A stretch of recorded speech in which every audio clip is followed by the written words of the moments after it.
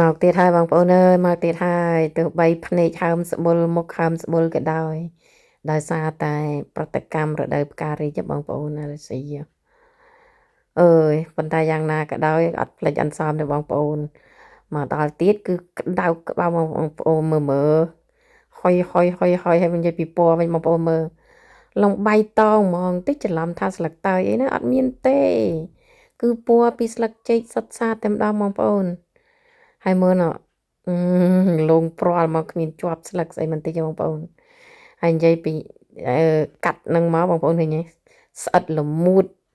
ហើយឃើញតែស្នូលស្នូលច្រើនជាងក៏បងប្អូនអើយ